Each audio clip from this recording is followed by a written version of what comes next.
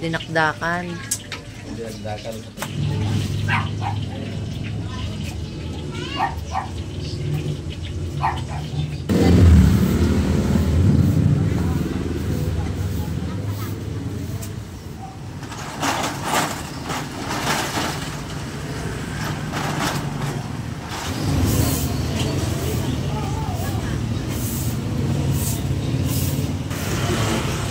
Kunyari, ikaw yung bagong boy ni nanay.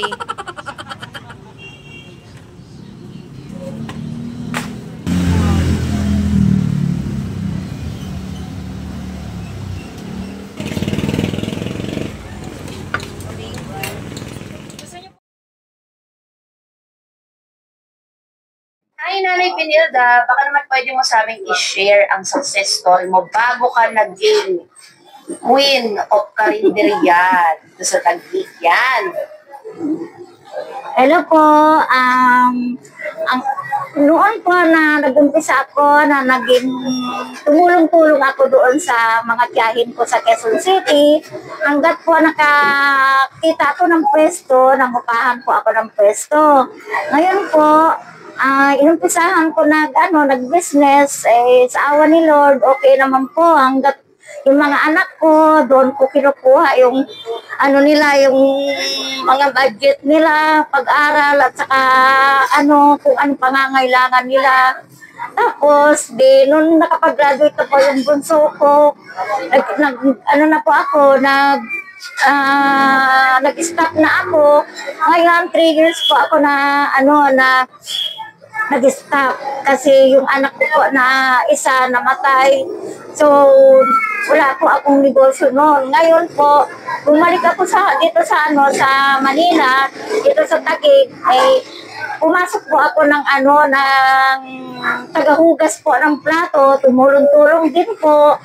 Tapos, hanggat nakuha ko po itong pwesto na to. Ang galing naman ni Nanay. Ilang taon po kayo noon na naging tagahugas ng plato? Matagal-tagal din po mga 4 months yata yun po Pero doon sa Quezon City, sa tiyahin ko po, matagal din doon, almost 1 year po.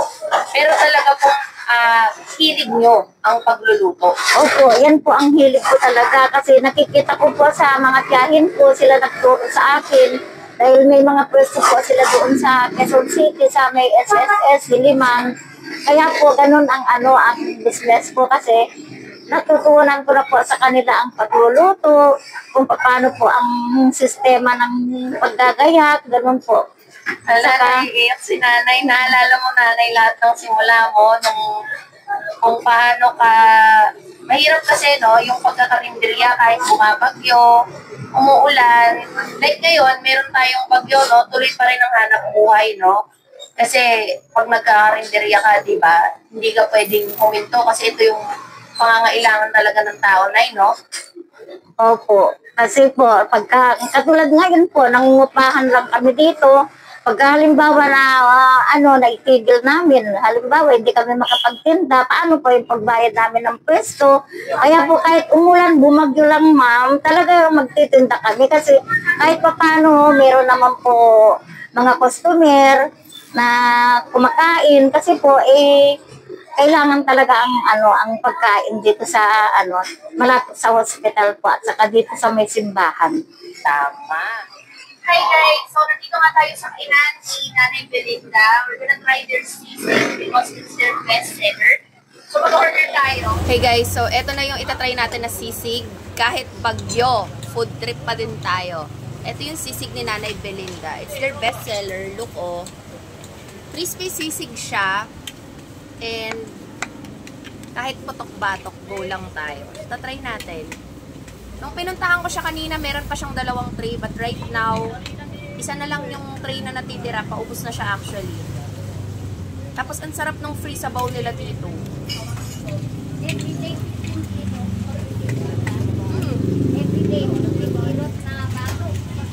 kilos?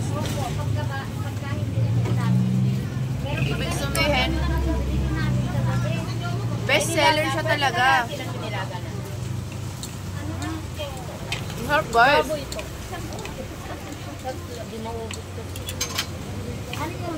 Okay guys, so habang nagbo-vlog nga kami, meron ako nakilala na customer, si Ate LV. Sobrang natuwa kasi siya nung nalaman niya na vlogger ako. Kaya naman, chinika na rin natin siya para kamustahin kung gaano na siya katagal kumakain dito kay Nanay Belinda. Mag-1 year na po ako kumakain dito. Gano'n, sobrang tagal na. Binabalik-balikan mo talaga sila. Dito po talaga ako kumakain araw-araw. Talaga? Ibig sabihin, talagang napakadaming customer, no, na natutuwa dun sa paglilingkod ni nanay sa mga parokyano na pabalik-balik dito. Kasi kanina may mga pinapakilala si nanay ng mga rider, gano'n. And ano yung binabalik-balikan nyo ba sa kanila, Ate LP? Maasikaso kasi sila tapos mabait po. Sobrang bait talaga nila. Yun. Eh talaga naman, totoo naman yun, no? Pag sobrang maasikaso ka, babalik-balikan ka, nagkakaroon kayo ng connection ng customer mo. Hindi nila yung nalilimutan. Kaya naman, mga tagig, ano ang sasabihin namin ni Ate LV? Dito na kayo sa Kain na Nanay Belinda. Eh, kanin ka din, ma? Ako, sa kanila. Ay. Wala na. Sold out na. Out ng Ayan, ang haba ng pila ngayon guys sa labas, dating at dating yung mga tao. At syaga sila nag-aantay kasi napaka-accommodating din nila nanay, no? Maasikaso sila sa mga customers. Hindi na sila magkanda o gaga. Apat na sila. Sa dami ng pila. Guys, kung subukan yung mga nire-reserve natin ng pagkain dito, pumunta lang po kayo dito sa sa Bank 1, Lot 34, dito sa Tembo. Side po ng Osmac, Hospital ng Makati, at nakasimbahan po na si Yar. Hanapin nyo lang po si Alice Belinda. Dito po sa tapat ng style at salon. O sige po, bye-bye!